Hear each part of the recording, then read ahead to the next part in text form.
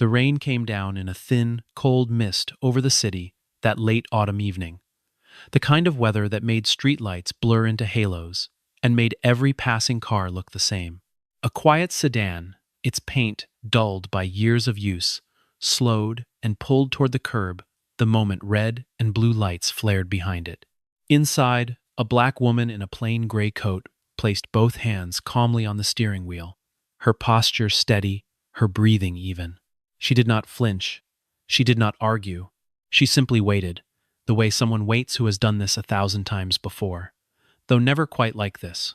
A young officer approached with a smirk already forming on his face, glancing at her modest blazer and unremarkable car before announcing, almost gleefully, that the vehicle looked suspicious enough to search. What none of them understood in that moment was that the woman behind the wheel commanded a badge worth more than all three of their careers combined, and that within minutes, the entire block would fall into a silence. So complete, it felt like the whole city had stopped breathing, as a convoy of federal vehicles came screaming down the avenue with sirens loud enough to rattle windows. Only then would they understand exactly who they had just insulted and exactly what they had just destroyed. For nearly a year, the city had been bleeding money and confidence in equal measure. Armored transport trucks were being hit with surgical precision, vanishing with cash reserves meant for regional banks, and each robbery left behind almost nothing for investigators to work with. No fingerprints, no witnesses willing to talk, no pattern that made sense to local detectives working the case piecemeal. Eventually, the pattern became clear only to those trained to see it from 30,000 feet, and a joint task force was quietly assembled between the Federal Bureau of Investigation and the United States Marshal Service, operating under a classification so tight that even senior police officials in the city were kept out of the loop.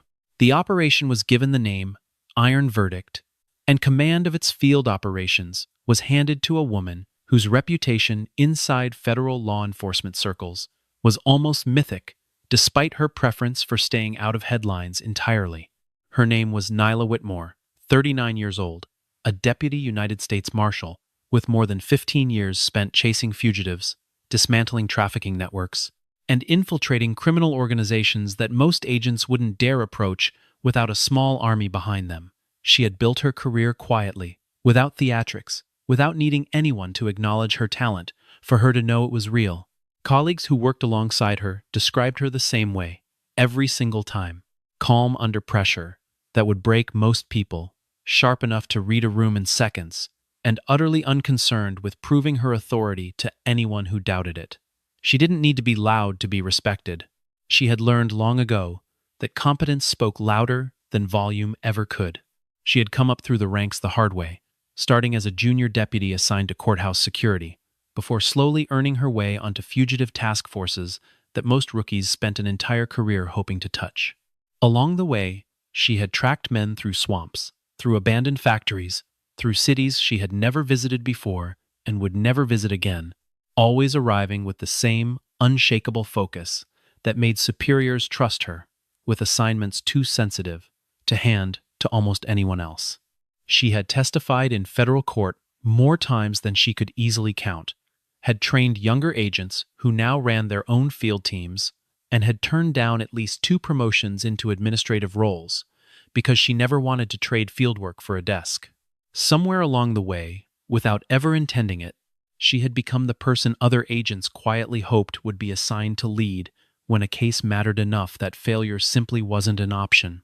For this assignment, Nyla was working deep undercover, driving an unremarkable sedan borrowed from a federal vehicle pool specifically because it blended into traffic without drawing a single glance.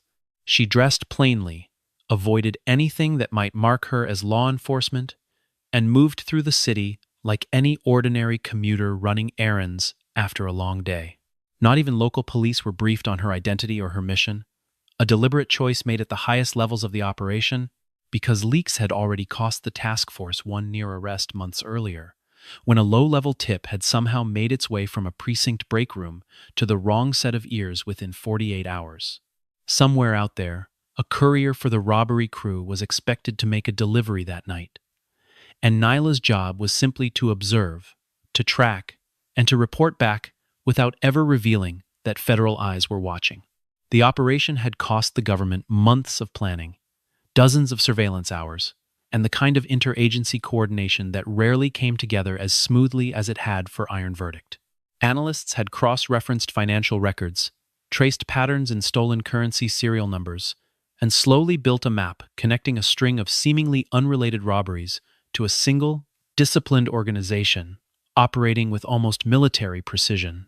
Nyla had been the one to identify the courier's regular route through this particular neighborhood, a detail buried inside weeks of surveillance photographs that nobody else on the team had thought significant until she flagged it.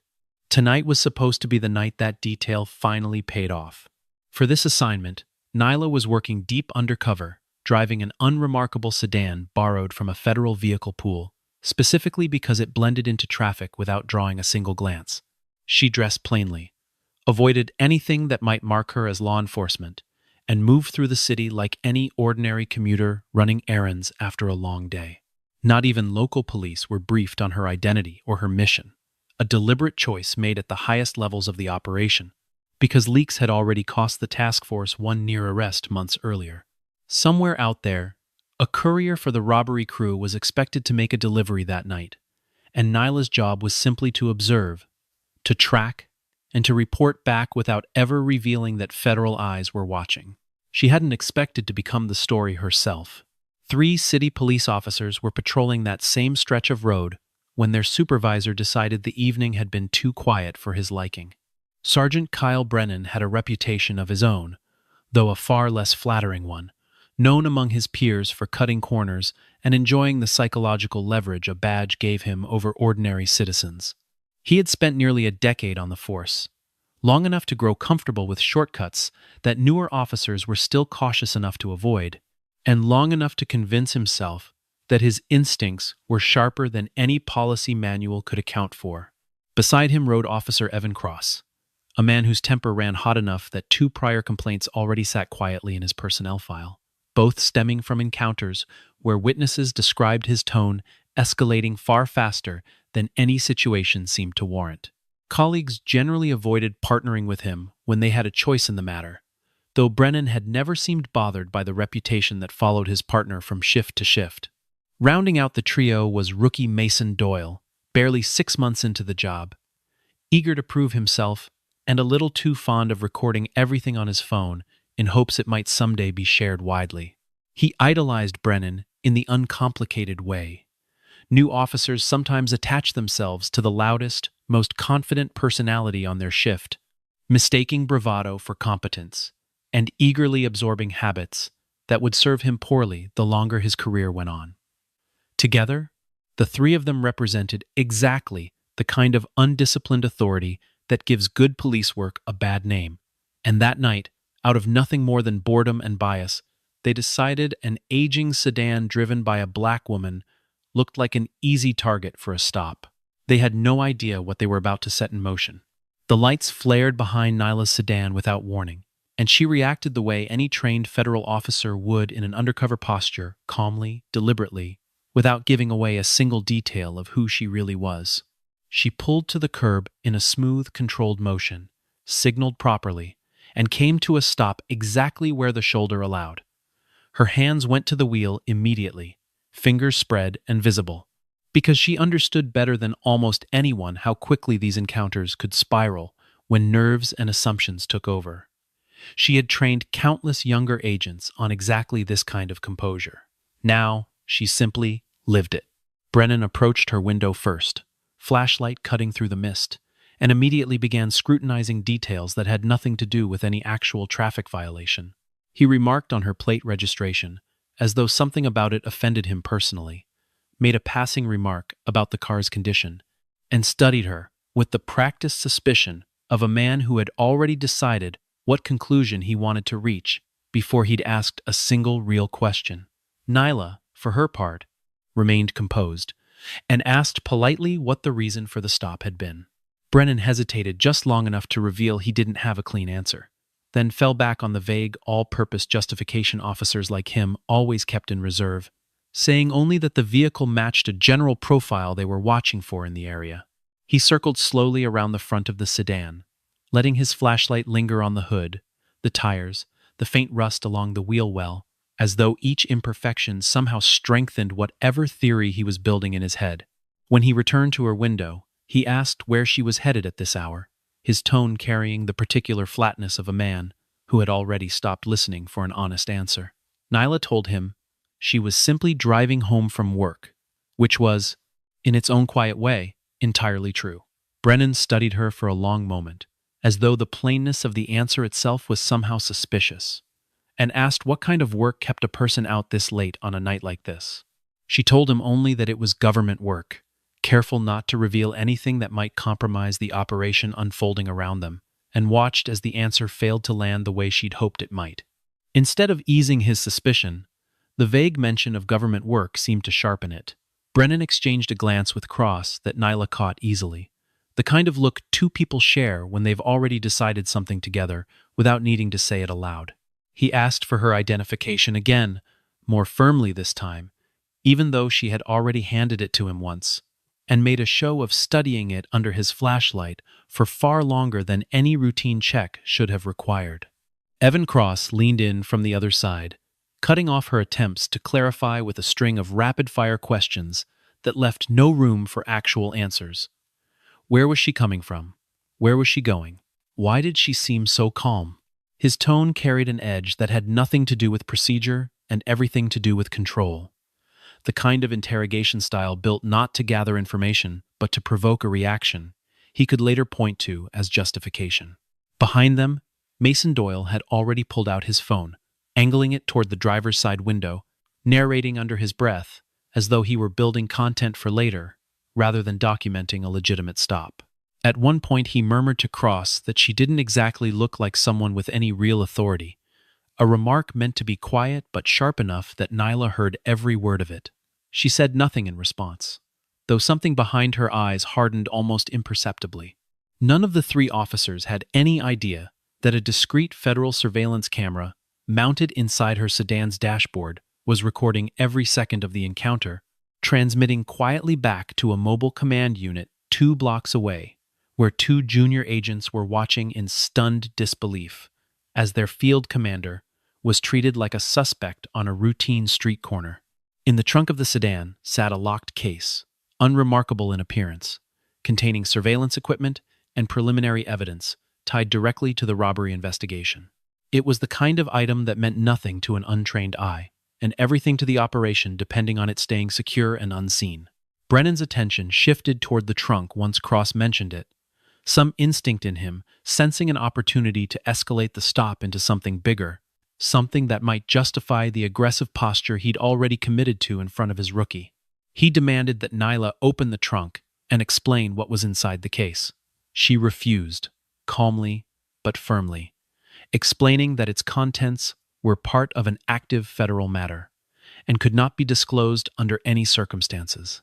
The words landed on Brennan like an insult rather than an explanation.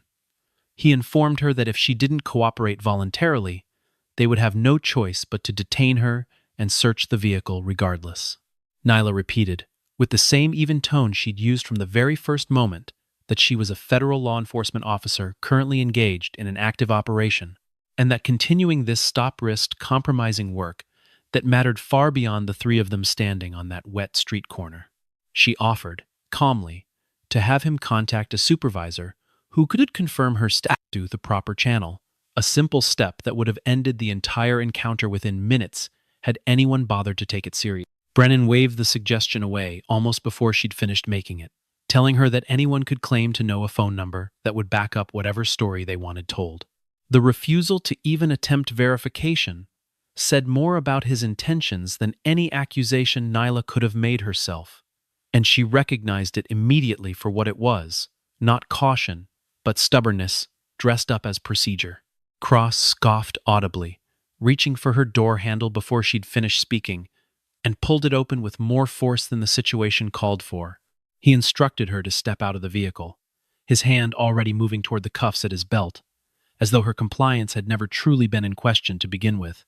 By now, a small crowd of onlookers had begun gathering along the sidewalk, drawn by the flashing lights and raised voices, some pulling out their own phones to record what was unfolding in front of them.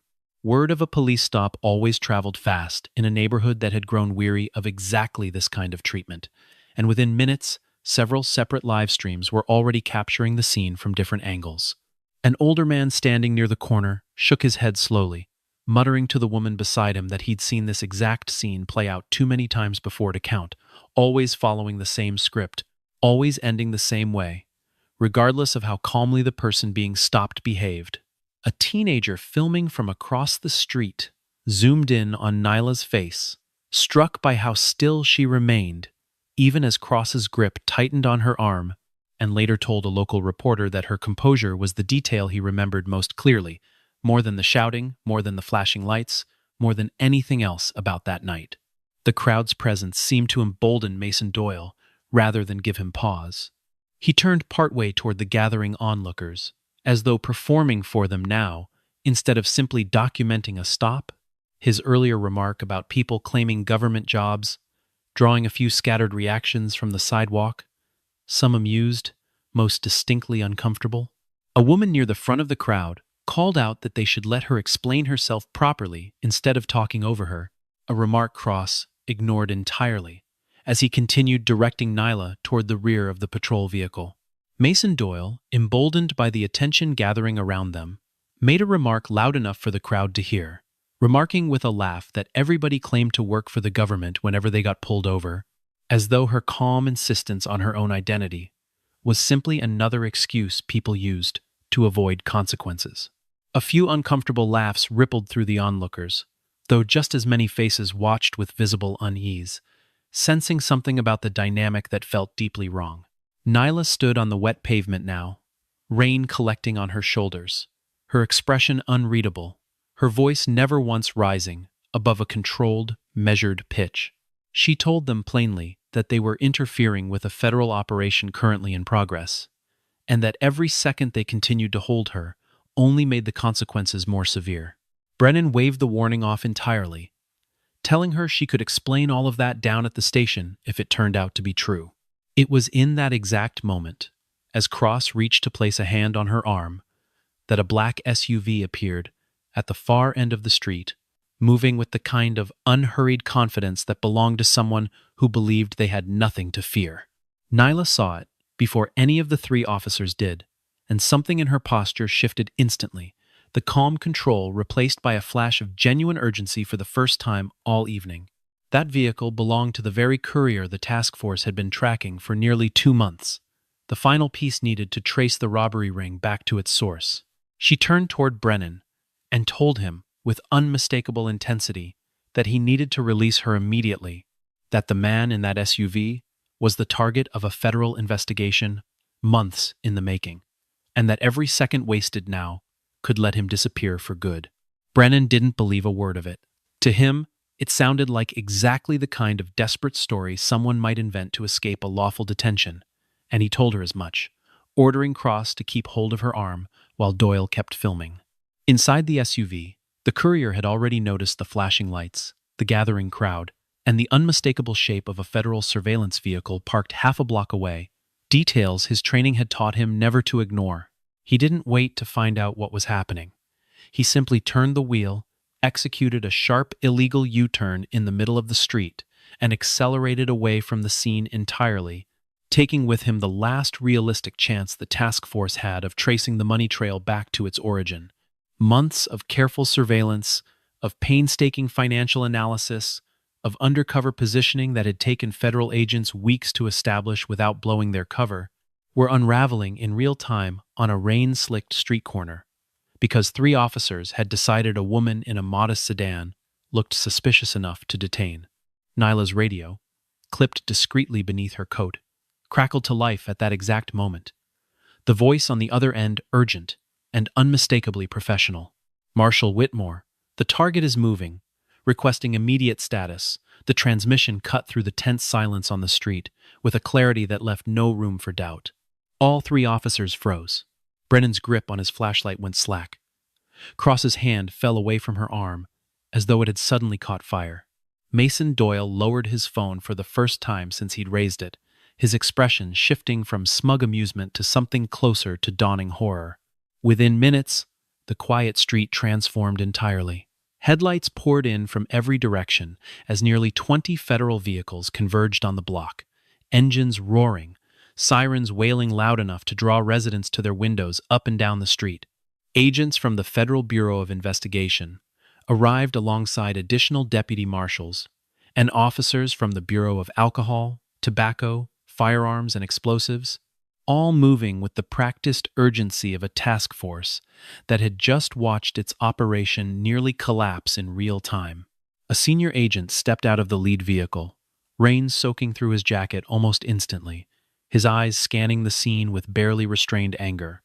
He didn't waste a single second on pleasantries. "Who detained Marshal Whitmore?" he demanded, his voice carrying easily over the noise of the gathered crowd. Silence answered him. Brennan opened his mouth to speak and found nothing useful came out. Cross stared at the pavement. Mason Doyle's phone, still recording, captured the sound of his own breathing growing shallow and uneven. Nyla stepped forward then, calm even now, and reached into her coat to produce a small leather case. She opened it in one practiced motion, revealing a golden badge that caught the reflected glow of the surrounding emergency lights. The crowd on the sidewalk went utterly still. Even those still live streaming seemed to forget, for a moment, that they were supposed to be narrating what they saw. Brennan's face drained of color as the reality of what he'd just done settled over him fully for the first time. The senior agent turned toward the three officers, his expression carved from something colder than the night air around them. "You just compromised Operation Iron Verdict," he said, each word landing with the weight of a door closing somewhere far beyond their control. Nyla didn't spend a single moment on recrimination. There wasn't time for it, and more importantly, it wasn't who she was. Within seconds, she had climbed into the lead SUV, already issuing directions to the driver and coordinating with agents over a secure channel, as though the humiliation she'd just endured on that street corner had simply evaporated the instant real work demanded her attention. She called out coordinates, ordered units to fan out along likely escape routes, and requested aerial support without a trace of hesitation in her voice. The three officers could do nothing but stand at the edge of the operation now, spectators to the very crisis their own actions had created, watching as the woman they'd mocked minutes earlier transformed into exactly the kind of decisive, commanding presence that justified every ounce of authority she carried. For the first time, the crowd watching from the sidewalk saw clearly what kind of person had been standing in the rain with her hands calmly on the wheel, refusing to raise her voice, even as she was dragged from her own vehicle. The pursuit that followed cut through the city, with a tension that left everyone monitoring it from the command channel, holding their breath.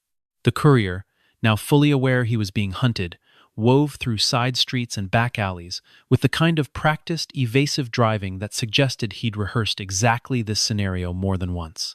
Federal vehicles struggled to keep pace without revealing their positions too early, wary of spooking him into abandoning the vehicle entirely and vanishing on foot into neighborhoods that offered 100 places to disappear. Nyla studied the live tracking feed with an intensity that silenced even the most seasoned agents riding alongside her. She had spent months building a mental map of this man's patterns, his preferred routes, the handful of properties connected to the robbery ring's known associates, and she used every fragment of that knowledge now, calling out probable turns before they happened, redirecting units seconds ahead of the courier's own decisions. The courier, sensing the net tightening around him, made a desperate move toward the edge of the city limits, clearly hoping that crossing into a different jurisdiction might buy him enough confusion to slip away entirely. It was a reasonable gambit under different circumstances. It failed completely against an operation commanded by someone who had already anticipated exactly this possibility. At one point, the courier attempted to double back through a narrow alley behind a row of shuttered storefronts, a move that might have worked against a less experienced pursuit team. Nyla had already flagged that alley on the tactical map hours earlier, one of a dozen alternate routes she had memorized during her own reconnaissance of the neighborhood weeks before, and she redirected a unit there, without hesitation, closing the gap before the courier had even finished the turn. He emerged from the alley to find flashing lights waiting for him, and swore loudly enough that the agents monitoring the radio traffic could hear it clearly before wrenching the wheel and speeding off in yet another direction. Nyla ordered a rolling roadblock, assembled two intersections ahead of his projected path, coordinated a low-altitude helicopter to track his position from above, and synchronized the movement of four separate ground units so precisely that the courier found himself boxed into a dead-end service road before he even realized what had happened. There was no gunfire, no reckless chase scene worthy of an action film, only careful, disciplined coordination, executed by someone who understood that the mission mattered more than any personal vindication she might have wanted after the humiliation she'd just endured. When the vehicles finally converged around him, the courier sat frozen behind the wheel for several long seconds, staring at the wall of headlights surrounding his car from every direction, clearly calculating whether any option remained open to him. None did. Agents approached from multiple angles with practiced discipline, and within moments he was out of the vehicle, hands raised, the fight visibly draining out of him the instant he understood there was nowhere left to run. The courier was taken into custody without incident, and a follow-up search of a nearby warehouse turned up a truck loaded with evidence connecting the robbery ring to a much larger network than investigators had initially suspected. Financial records, weapons, and enough documentation to unravel the entire operation from top to bottom. Agents who had spent months on the case gathered afterward, exhausted but relieved, and more than one of them said the same thing in different words. Without Whitmore's red on that pursuit, the entire case would have slipped through their fingers on a rain-soaked street corner because of three officers who never should have pulled that trigger in the first place. Word of what had happened traveled up the chain far faster than anyone on that street corner could have anticipated. Within hours, the Department of Homeland Security had opened a formal review into the traffic stop, treating it not as a minor disciplinary matter, but as a serious breach that had nearly derailed a federal operation months in the making. Every available piece of footage was pulled for examination, and there was no shortage of it. Body cam recordings from Brennan, Cross, and Doyle were reviewed frame by frame. Dashcam footage from their patrol vehicle captured the initial stop from an angle none of them had considered. Streetlight surveillance cameras positioned along the block added another layer of documentation. Civilian live streams that had circulated within minutes of the incident provided yet more perspectives, impossible to dispute or explain away. And most damning of all, the discreet federal camera inside Nyla's own sedan had captured everything with a clarity that left absolutely no room for interpretation. Every dismissive remark Brennan had made about her registration and her demeanor was played back in the review. Every aggressive interruption from Cross was documented and time-stamped. Mason Doyle attempted, in a moment of panic, to delete the footage from his own phone once he realized how badly it reflected on all three of them, but investigators had already secured a backup from the cloud storage. His department account synced to automatically, rendering the attempt not just futile, but an additional mark against him during the review. The truth of what had happened on that street corner was no longer a matter of dispute. It was documented from 6 different angles, consistent in every detail, and undeniable in its implications. Within days, all 3 officers were placed on administrative suspension pending the outcome of a formal hearing. Their badges and service weapons surrendered as a matter of procedure while investigators completed their work.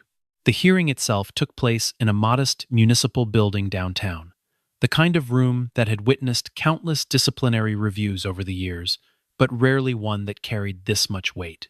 Seated at the front were the police chief, a representative from Internal Affairs, and an observer from the Department of Justice sent specifically because the incident had intersected so directly with an active federal investigation. They walked through the footage methodically, comparing timestamps, cross-referencing radio transmissions, and reconstructing the sequence of decisions that had led 3 officers to detain a deputy United States Marshal in the middle of an undercover operation. Each clip was paused, replayed, and discussed in detail, with investigators noting the exact moment Nyla had offered to have her identity verified through proper channels, and the exact moment Brennan had dismissed that offer without a second thought. The Internal Affairs representative pointed out more than once that nearly every point of escalation throughout the encounter had come from the officers rather than from anything Nyla herself had said or done. The findings, when they came, were stark and unambiguous. The officers had engaged in a clear abuse of authority, initiating a stop without legitimate cause and escalating it based on assumptions rather than evidence. Their conduct had directly obstructed an active federal investigation, an interference that could have allowed a dangerous criminal network to escape justice entirely. Their handling of the encounter reflected a fundamental lack of professionalism, inconsistent with the standards expected of any officer wearing a badge. And perhaps most damaging of all, their actions had caused measurable harm to an operation that months of careful, difficult work had gone into building. Work that had involved not just federal agents, but analysts, technicians, and support staff whose names would never appear in any headline. The Department of Justice Observer added a final note to the record before the hearing moved toward its conclusion, stating plainly that incidents like this one did lasting damage far beyond the individuals directly involved, eroding the trust between local departments and the communities they were meant to serve, and making the work of every honest officer that much harder in the process. Throughout the hearing, Nyla sat quietly in the gallery, declining every opportunity offered to her to publicly condemn the three men whose actions had nearly cost the operation everything. When finally asked directly whether she wanted to address the panel, she stood, and her words carried none of the anger anyone in that room might have expected from her, and none of the anger she would have been entirely justified in feeling. She told them simply that a badge only means something when it's carried alongside responsibility, that authority without accountability is nothing more than a costume, and that the measure of any officer isn't the power they hold, but how they choose to treat the people standing in front of them who have none. The room fell completely silent after she finished speaking. Even the Department of Justice Observer, a man known for maintaining careful neutrality throughout these kinds of proceedings, was seen writing something down and underlining it twice. The police chief closed the hearing by announcing that a final decision would be issued within the week, though most people in that room already understood, without needing to hear it stated aloud, exactly which direction that decision was likely to go. The consequences, when they finally came, were exactly as severe as the evidence had demanded. Sergeant Kyle Brennan was stripped of his rank and terminated from the department entirely, his years of seniority offering no protection against a case this thoroughly documented. He left the building that day, without speaking to any of the reporters gathered outside, his career effectively over in a profession where word of an incident like this one traveled fast enough to close most other doors before he'd even finished packing his locker. Officer Evan Cross was dismissed outright as well, his prior disciplinary history, leaving the review board little room for leniency once this latest incident had been added to his file. The two earlier complaints against him, which had previously resulted only in minor reprimands, were reopened as part of the broader review, painting a picture of a pattern rather than an isolated lapse in judgment, and making his termination less a surprising outcome than an overdue one.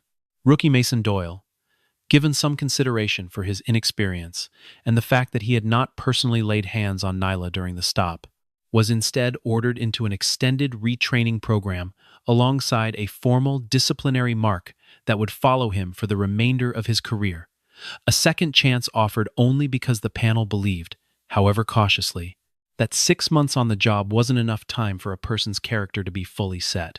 Whether he would use that second chance to become the kind of officer his community actually needed remained, for now, an open question that only time would answer.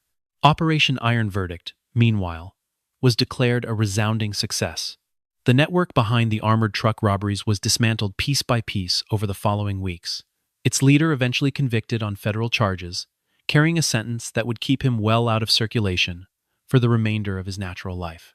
Millions in stolen assets were recovered, and the courier whose near escape had triggered that chaotic night on the street corner became a cooperating witness whose testimony helped seal the case against everyone above him in the organization's hierarchy.